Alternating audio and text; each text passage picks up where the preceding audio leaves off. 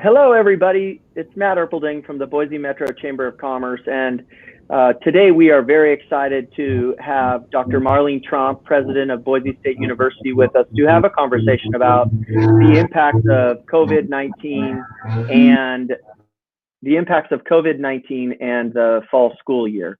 The fall school year is going to be completely different as we move forward during this pandemic, and their plans are exciting. Before we get to the conversation with Dr. Tromp, I just want to remind our viewers today that we are a nonprofit. The Boise Metro Chamber is the only five-star accredited U.S. Chamber member in Idaho, and we are a 501c6 highly dependent upon the investment of our members.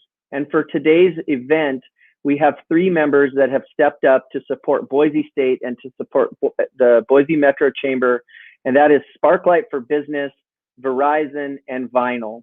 We are so thankful for their support. And in fact, Sparklight stepped up to be the presenting sponsor for our entire education series. Next week, we have an event with the superintendents from the Treasure Valley. And the week after that, we have an event with Dr. Burt Glandon, all talking about the impacts that COVID-19 and the pandemic has had on our educational system moving forward. And we are very excited to have them with us. So before we start with Dr. Tromp, here's just a quick message from Sparklight. Sparklight is proud to have served Boise residential and business customers for over 40 years. We recognize that high-quality internet is essential in helping families, businesses, and local economies thrive, especially during these difficult times. With speeds up to 1 gig for residential and up to 100 gig for business customers, we are providing Boise with the connectivity they need now and into the future. We've invested $100 million in Idaho over the past 5 years to upgrade our infrastructure and fiber backbone, and will continue to invest in order to provide the fastest, most reliable service in Boise and the communities we serve. Dr. Tromp her entire life has been committed to education and higher education. And so before we get her on the screen, I'd just like to briefly give you her bio. Dr. Tromp is the 7th president of Boise State University, and she's committed to supporting students and faculty and serving and advancing the state of Idaho. Before joining Boise State in July of 2019, Dr. Tromp was the campus provost and executive vice chancellor at the University of California, Santa Cruz, ranked by U.S. News Report as the 26th best institution in the country. Before coming to the University of California system, broadly recognized as one of our premier public systems, Dr. Tromp was the dean of Arizona State University's new Interdisciplinary College of Arts and Sciences and the vice provost of the university's West Campus. She grew up in Green River, Wyoming, which to me feels like Idaho, a small town off of the Interstate 80 in Wyoming. And after finishing college, she went back home to Wyoming, where she pursued a master's degree, and then she pursued advanced degrees at the University of Florida. I want to point out that her commitment to education is really unrivaled, and I'd like to welcome Dr. Tromp to our conversation. Dr. Tromp, how are you today? I'm fantastic. I'm so glad to be here. I'm really excited to have you here. I know that when you probably started interviewing for the job at Boise State, you did not expect to have all of the things that have happened in your first year. I mean, it would be overwhelming for me. But we are so excited to have you here and talk about it. But before we get into the real details of things, how are you personally dealing with COVID-19 and the pandemic with your personal life? Well, I miss seeing people. I love getting to connect with our amazing community, our students, faculty, and staff, and our community outside of the university, our business community, the folks who live and work here in the Valley, Treasure Valley, and across Idaho. But I'm really proud of the creativity and innovation we've seen. I've seen a lot of, I have my 18-year-old son at home and my 92-year-old mother. And I've seen a lot of frustration in my 18-year-old son that I see as a real parallel in what we're seeing in a lot of students right now. They want to move on with their lives. They feel like their life has been circumscribed. So do a lot of vulnerable people. And I think there are a lot of folks right now who are suffering the consequences individuals, organizations, the business community, young people. There's a lot of layering. So I've had to be personally very, very careful because of my mom, just like anyone who has an underlying health condition or folks who face special challenges. But I'm really not discouraged because I see how incredibly resilient and creative people have been in responding to the pandemic. And I think it's very hopeful. Our future is very hopeful. You know, you've been here for a little over a year now. And as a new Idahoan, I'm sure you've had a lot of opportunity to learn about this state. What are some of the things that you find to be the most interesting about the state, and what are some of the greatest things you've had an opportunity to explore? You know, the things I love the most about being here are the things I loved about growing up in Wyoming. I really love the people here. There's a kind of cultural generosity. People want to know you and want to take care of you and connect with you. And there's an incredible natural beauty, just like Wyoming. So when I just was able to grab a long weekend this summer, which is one of the few times I've been able to get away, I went up to the Sawtooths and hiked in the Sawtooths for 4 days. I've gotten to see some incredible places. I took a week or two after I arrived, I went on a driving tour of the state with some of my staff. And I got to see all different parts of the state. And the longer I've been here, the more I've gotten to connect with people in those areas and reach out. And the kind and generous people I have found, and the sort of dedicated,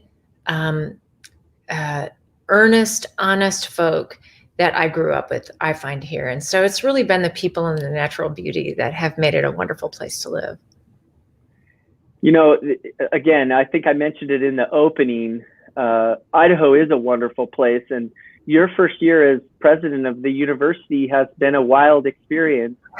And let's start, before we get into the fall plans though, let's just talk a little bit about some of the things that came up during the legislative session this year, and how is Boise State handling some of the things that came up during the legislative session and some of the misunderstandings around diversity and inclusion as it relates to Boise State's strategic growth plan and some of the challenges you're facing with the legislature? I think there's a very Western principle in wanting what's fair. That's fundamental to Western identity. And I think what a lot of folks don't understand, some of the communications that had been coming out of the university prior to my arrival, were just talking about our diversity programs in isolation. So folks didn't understand that we have programs for rural students, programs for first generation students, programs for students who like chess, programs for students who come from certain areas. You know, there's an incredible range of opportunities. And when Dr. Schimpf wrote his letter that produced the letter back to me from the House, he isolated a particular kind of program that he was talking about to our campus community, because that's what our campus community was asking about. They wanted to understand what we were doing for underrepresented students on our campus. And so his response was exclusively tailored to that issue. And what I've been trying to do as I travel around the state and talk with people, and as I talk with legislators or business people in our community, is to really help them understand that what my aim is and what the university's aim is to help every single student succeed. So we're going to look for any way we can catch those students. And the way I describe it often is it's like a cross-hatching. Every student comes with all sorts of parts of themselves. And the thing that they may be most likely to connect with other people on may be different than what the student who sits next to them in class is. And whatever those ways are, what the data shows, and what it shows over and over and over again, is we can help that student be successful, to retain them, and to be successful to graduation, so that they go on to make their positive impact on the state, really benefit the state from the investment the state's making in their education, if we support them in ways that help them succeed. So all we're looking for is, what are those ways that we can capture every last student? And that's really been our priority, is to help all of our students succeed. I saw the same thing happening at ASU. Arizona State University was really striving to ask the question over and over again, how do we help our students succeed?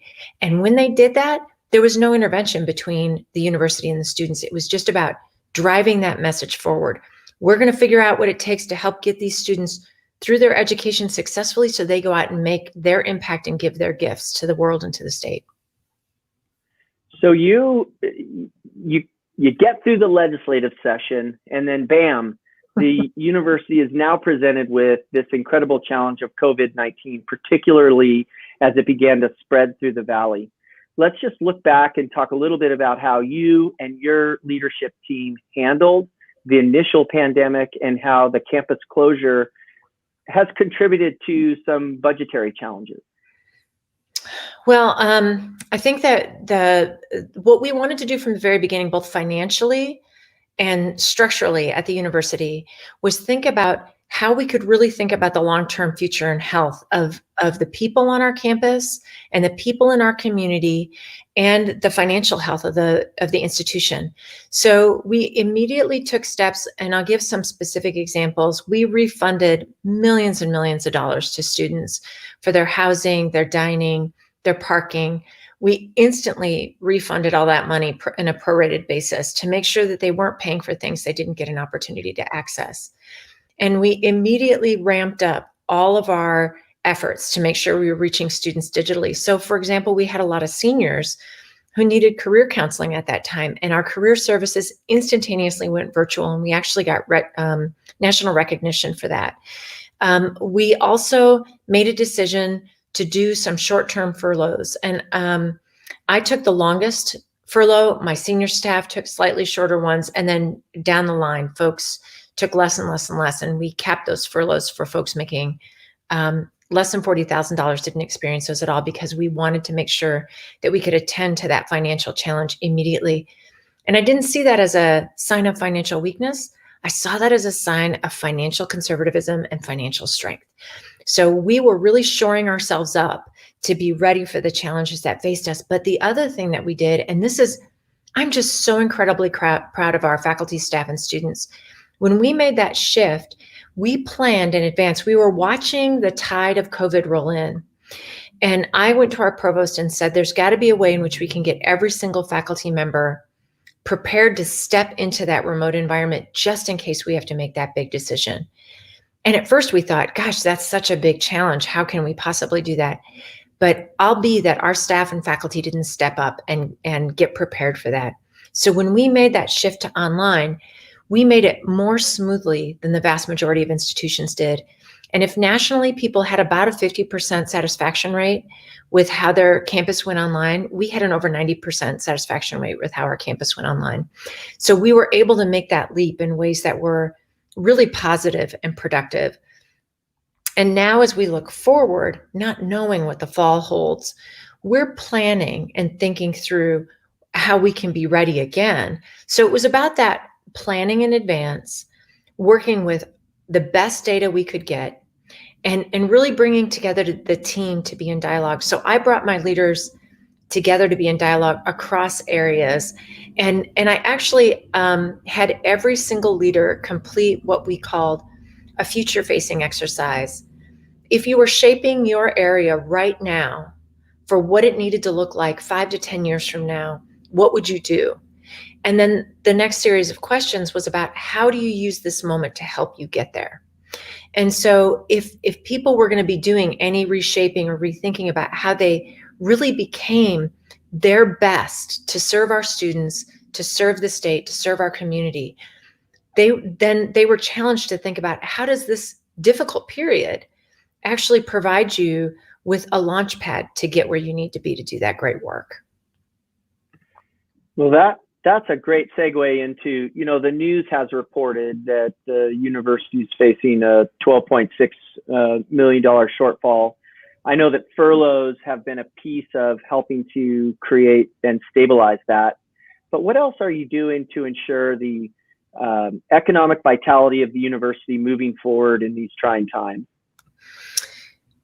We've modeled, so there have been 3 major studies that have suggested that about 20% of students are considering not coming back to school in the fall. If we had a 20% enrollment decline, that would be a significant impact on the university, even if that was temporary. So we shared those very transparently. What would that look like in each unit if we had that kind of decline? And we asked our senior leaders to work with their teams and to determine what the best configuration for next steps would be for them. And one of the critical things that we did is we had annual staff contracts, which isn't typical in higher ed or in business you sign somebody up and they have the exact same contract for a year. We had annual professional staff contracts, and that didn't allow much flexibility. So if we got to the fall and it turned out that it would be better for a unit, for example, to have a few people working part-time, but to keep them on, we weren't going to have that flexibility because that wouldn't have been permissible in the contracts. So we loosened up the reins on some folks so that they could make choices that were best for their units. And now we've given them the opportunity to look through and think about what is best for their unit going forward. And we did the same thing with our teaching and for our students. So there are universities across the country where there's been faculty suing institutions because they didn't have the opportunity to choose whether to teach face-to-face or online. We gave our faculty that opportunity. We said, what will work best for you? You make the choice. And our hope was that we would have significant curriculum to give to our first year students and our seniors, because we know those students who are either transitioning in or transitioning out need a little extra support, and we want them to have some of that face-to-face contact if possible. And then we put in really strict protocols. So you had asked us, Matt, what we did immediately to respond to COVID. Our ongoing planning has been all about using the public health information, working with our healthcare systems, determining what can actually keep people on our campus safe. We shared that information. We let our faculty make the choice. We let our students make the choice. And as we're moving forward, we're going to challenge each of our units to think about how they would engage and strategically take next steps if we have to face that kind of decline. Now, our data at Boise State does not show us experiencing that kind of significant decline. We've seen an overall slight increase in undergraduate student registrations, but we've seen some small declines in some areas, including in our first year class, because there are a lot of students right now that are probably even looking at financial challenges in terms of approaching their higher education. So we're trying to give our students a lot of choice too. Do you feel better being face-to-face? Do you feel better being in a remote or online environment? So by July 16th, every single class was tagged to either be hybrid, which means partially face-to-face, partially online, fully remote or fully online, and fully face-to-face. And students got a chance to put together a schedule that made sense for them. So if someone had an underlying health issue or a family member who had an underlying health issue, they had a lot of flexibility. So we've tried to increase choice for our students, faculty, and staff. And we're also creating a really exciting program called Bronco Gap Year, where students can pay a very minimal fee and get a chance to work directly with a faculty member and advisor and to think forward about college, even if they're not ready to go right now, either for financial reasons or personal reasons or health reasons, so they can get on task and start moving forward and actually accumulate some credits. So it's possible for someone to earn up to 9 credits for this one low fee for the year and really advance themselves even while they might be working or staying at home. So we're looking for a lot of ways to be flexible to help serve our students. We've created flexibility in the classroom, and that I can tell you that a lot of universities have thought it's either the switch is on or the switch is off. And what I asked our academic units to do is, can you be flexible no matter what? In other words, if we have a student who has to go home and take care of an ailing family member, or go home for harvest, or go home for work for a certain period of time, can we be flexible enough that we allow a student to come and go from the live class to a remote class? And so we're striving to create as many classrooms as we can like that. And we invested many hundreds of thousands of dollars in adding new equipment to many of our classrooms so we'd have that flexibility. So we're being financially, we're preparing financially and looking at lots of options that help us move forward. And we've tried to be as flexible and responsive as possible to a whole range of opportunities. I want to build on the gap year idea, because as you were talking, there were a few questions that popped up that I thought were interesting.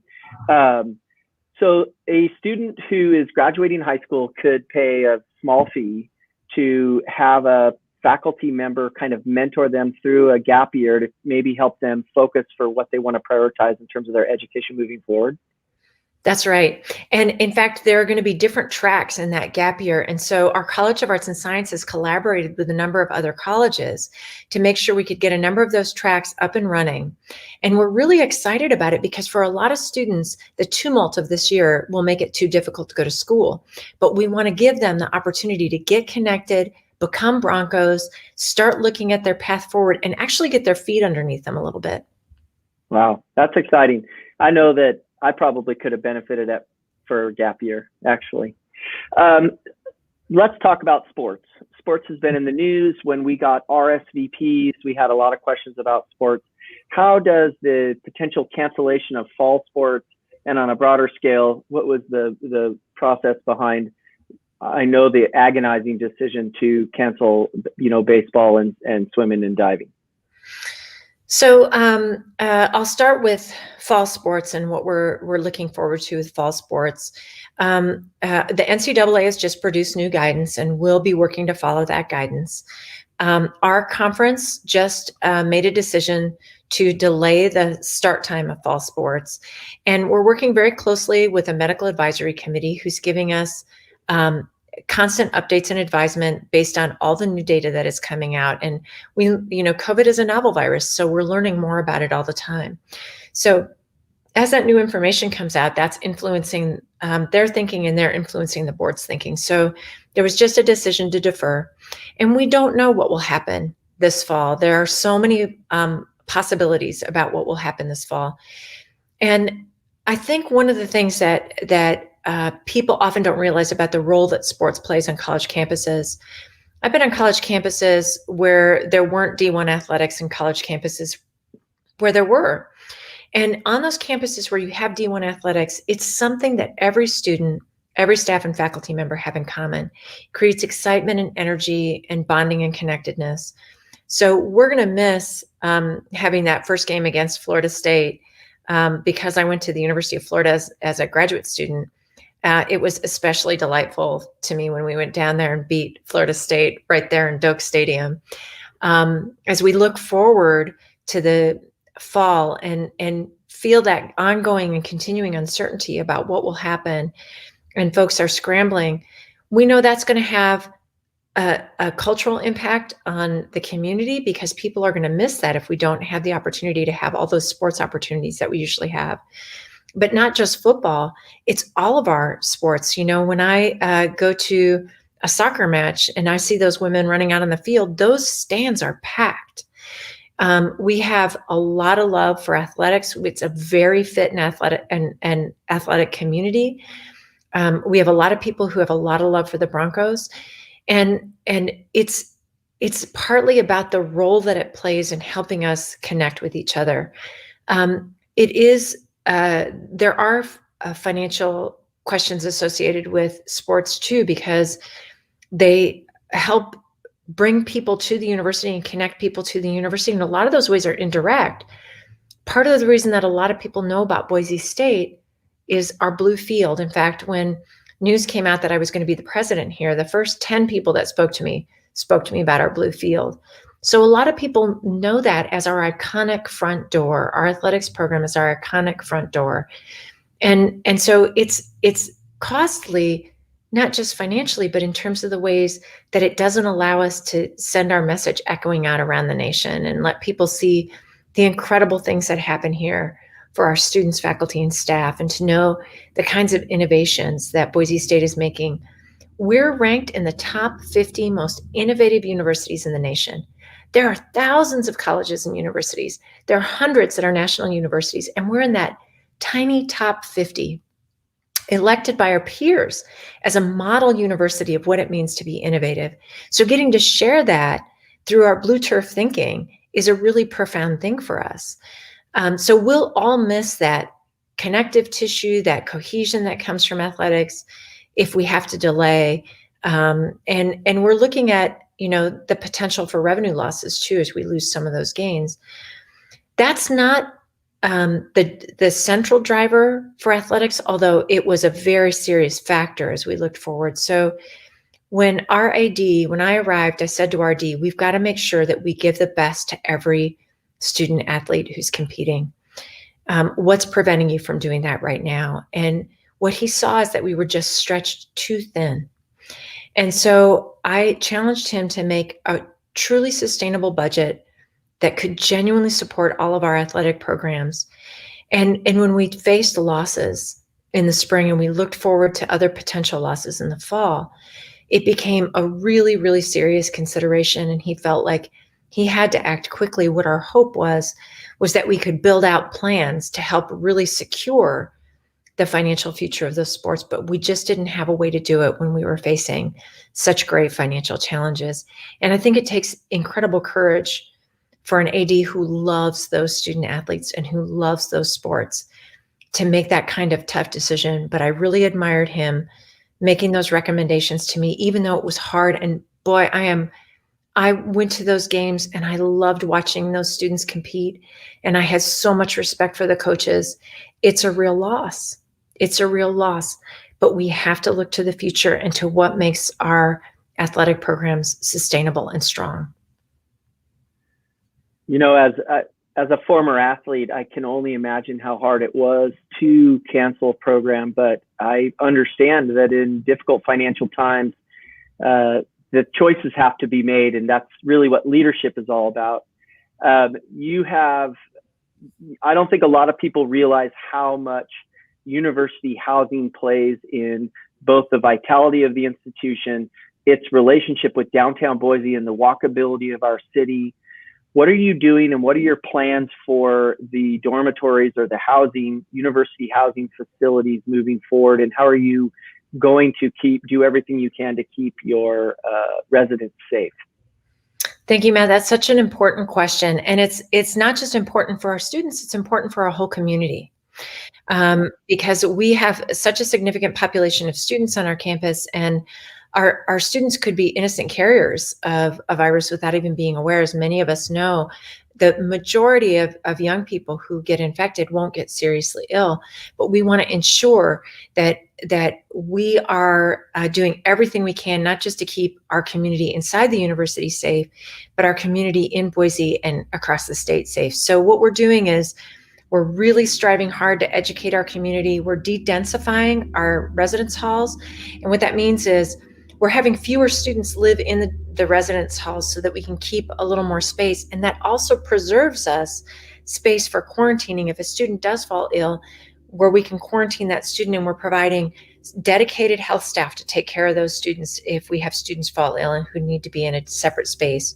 We've got incredible hygiene protocols, incredible CDC we're following all the CDC protocols.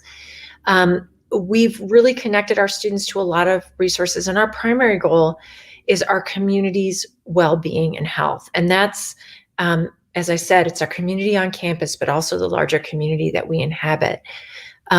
We have really focused on reaching out to folks to make sure that they're well educated about what we're going to do. We have a dedicated isolation dorm. We have a dedicated case management team to care for residential students. We've hired a public health officer for the university, and we've hired a dedicated public health officer and contact tracer for our students in the residence halls. We've hired nursing staff, case managers. We've had students fill out new information so that they fully understand what we're expecting of them when they come to campus.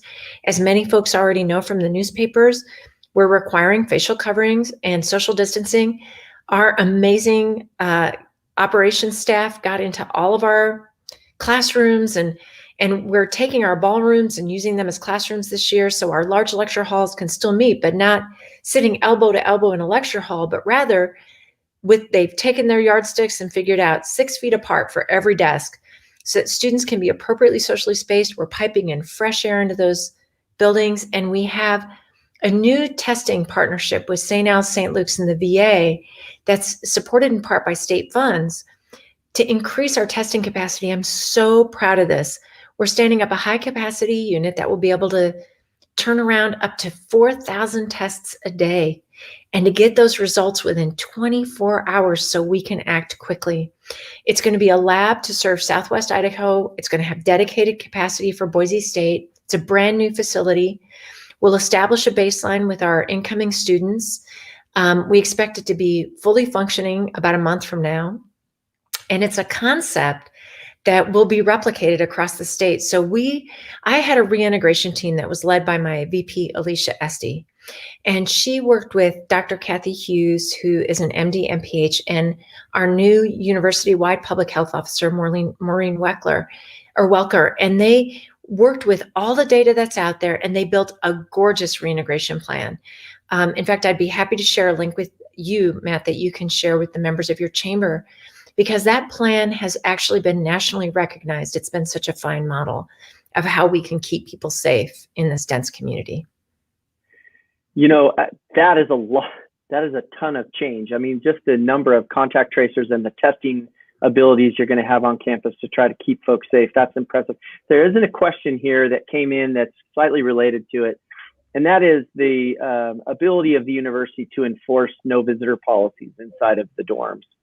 My experience when I worked on the university was as an employee at the university, I couldn't get into the dorms. So it already is difficult for people to get into the dorms unless somebody lets them in. And so how will university housing be enforcing that? You know, we have, we're going to utilize our many times our key card access for a lot of our facilities, but we've also we've built actually a campaign to educate our community. So right at the very beginning, when we started talking about having, you know, no visitor policies, masking mandates, I said, what can help our students care about this?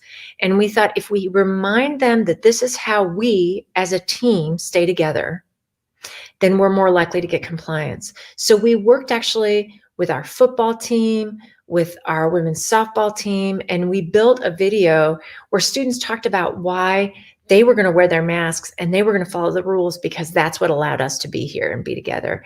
So we're going to have some pretty strict protocols. And we actually have a phone calling campaign going on right now to make sure students understand one-on-one on the phone with someone from the university, we really are going to enforce these rules.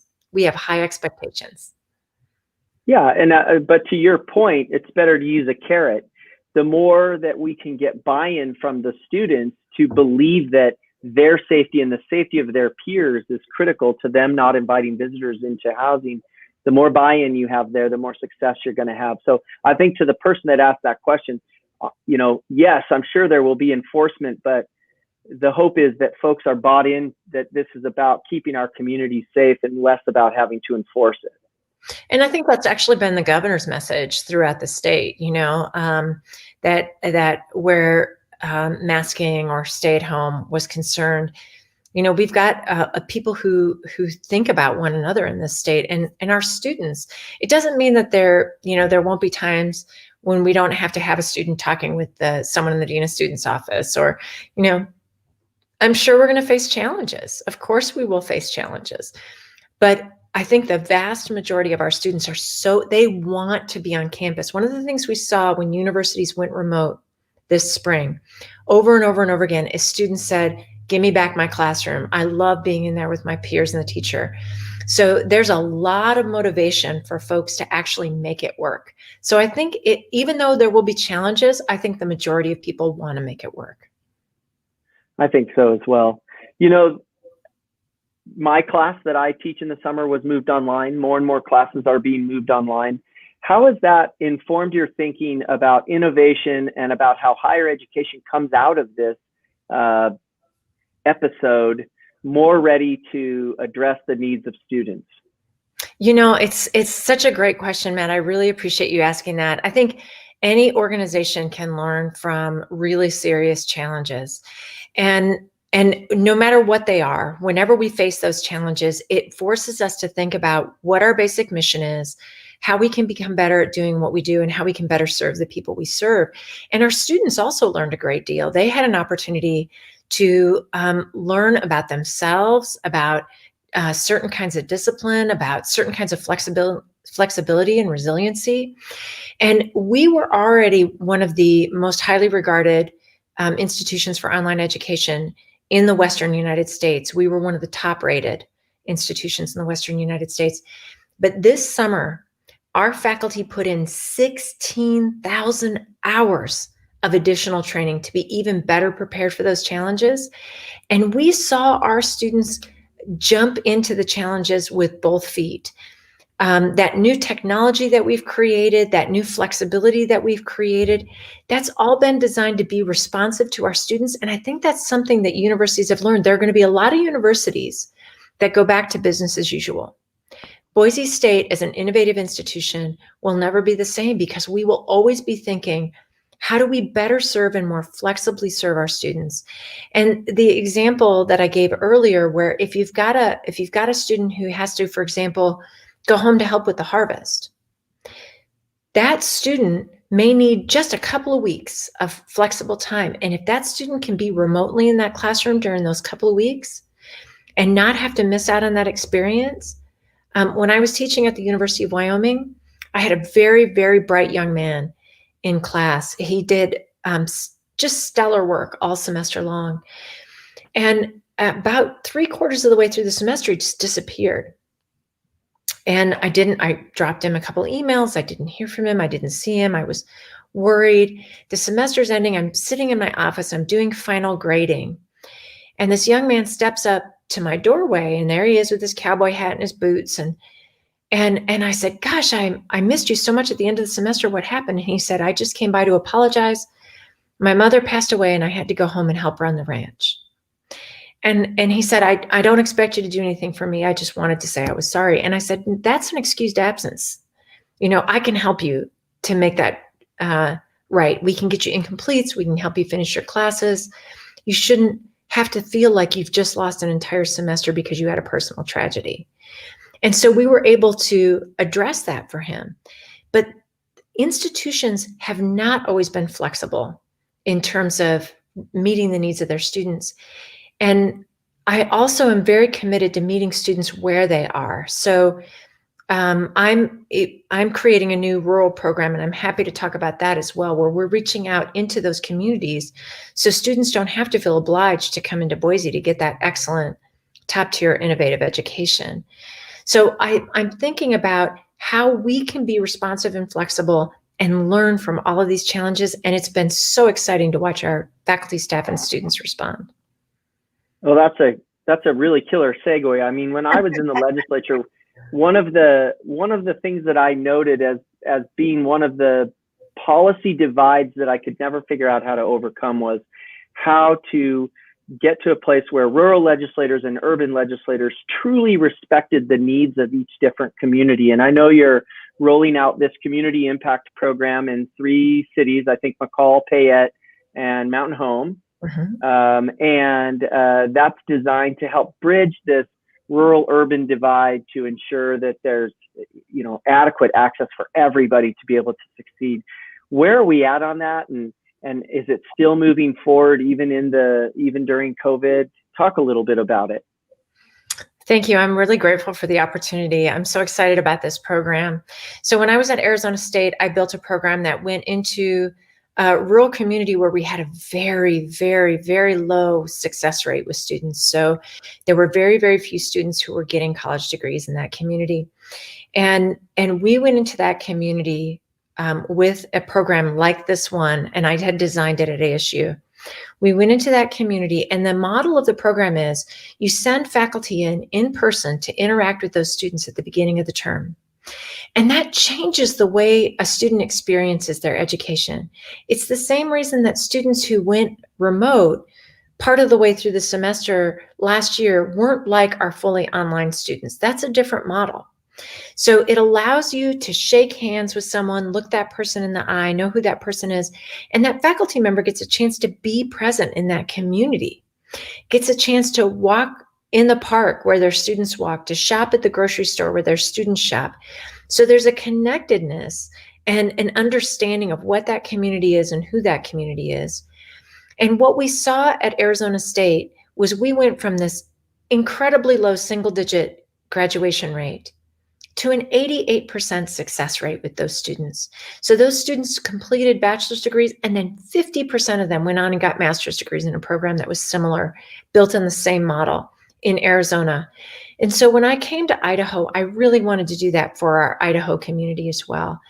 How can we not just demand that people come to us, but go reach out to those communities? And a key component of this is we go into those communities and we ask them, what do you need? And I know businesses have to think about this a lot. It's not just what can you do, it's what do people need from you that you can do. So we went into those communities and we asked them to decide what were the models that they wanted in terms of education, what were the areas that they really needed. So they each chose their own area. We also built an internship program for our students who are here. So we have students who are in Boise who come from these small communities all across the state. I sat down with Lieutenant Governor McGeehan when I first arrived, and she said, this is what I'm interested in, is your rural initiatives. And I said, if you can help me identify places where young people who come to Boise to go to school, where they can go back to their hometown and have an internship. I often think about what it would have been like for me to imagine what my life could have been like as a professional in Green River, Wyoming. I saw very few people with college degrees growing up.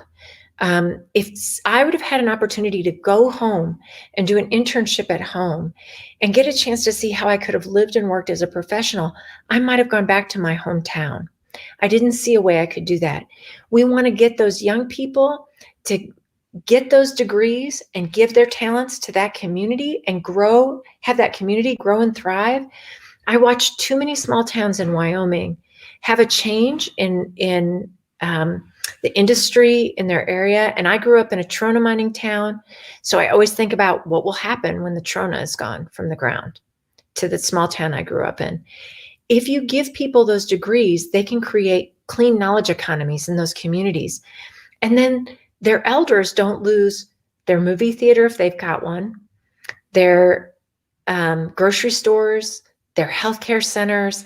They keep those services that allow them to have, that thriving community and all those benefits that they've always had. And so for me, going to the communities and helping the students get the education they need is one very important piece.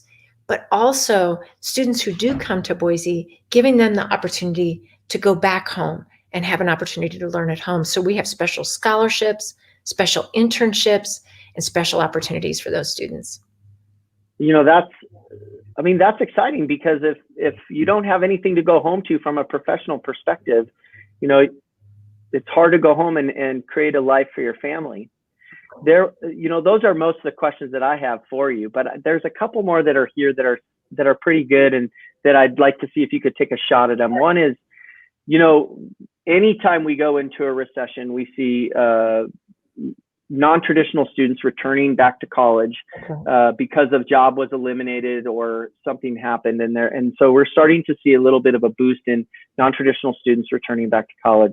Will this flexibility program be extended to those non-traditional learners who are trying to finish a degree but still working full-time? How is Boise State adapting to that population?